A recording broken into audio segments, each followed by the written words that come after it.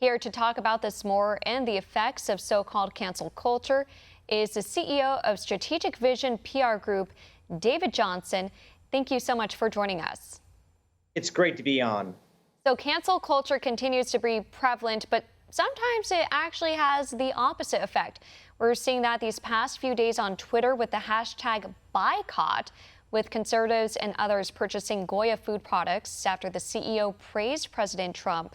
Now, from a PR perspective, how much does cancel culture have an effect on a company or brand? Well, what's interesting is we're seeing this cancel culture and some brands are reacting to it. We've seen Nike, for example, sign up Colin Kaepernick and other brands doing similar things as far as donating to BLM. But really, the cancel culture, if you look at it, is a very small, minute minority. It is basically fueled by Twitter and people on Twitter attacking brands, which really doesn't even constitute 1% of the American population. But a lot of brands this day and age feel that they have to react to Twitter nonstop, that Twitter dictates their brand policy. And so some brands are cowering, changing what they're doing to appease this Twitter policy. But as far as Goya, I think it backfired. And I think we're going to see other brands realize, too, that it doesn't always pay to buckle to this Twitter mob. And regarding Goya, it's interesting because even President Trump, he tweeted about a half hour ago saying that and this is a quote, the radical left smear machine backfired. People are buying like crazy. Again, there was that boycott Goya, and we saw other figures such as Chrissy Teigen trying to actually boycott Goya, but it backfired. I want to ask how a PR company responds to calls of the public trying to boycott a client. Is it more of a damage control campaign, or do you encourage your client to stand their ground because it's their right to free speech? It depends on what the brand's identity is. If the brand believes in free speech, if they believe in the principles that they're defending, then I urge them to be proactive, go on the offensive. We've seen this with Goya. They handled it very well. In fact, it's been so successful, some stores are having to limit the purchases of Goya because they're selling out so fast. If a brand, on the other hand, if their story, if their DNA that consumers buy into does not support their position, then it's damage control.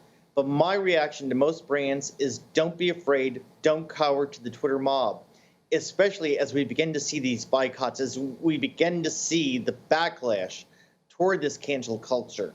The brands who have buckled under, I think, are going to suffer in the long run. And how much does media play in a role in promoting cancel culture?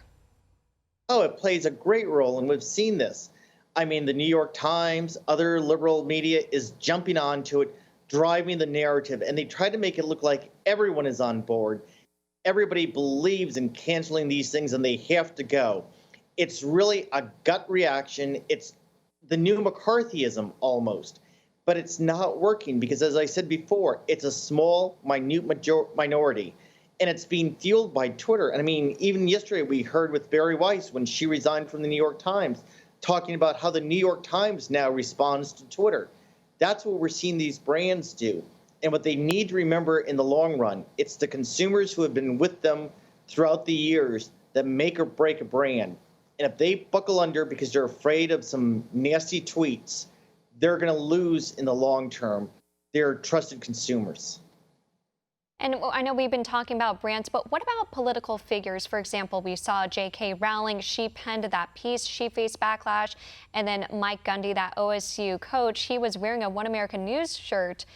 And then he had to take a pay cut because of it. But what about for political figures? How does that play in PR strategy?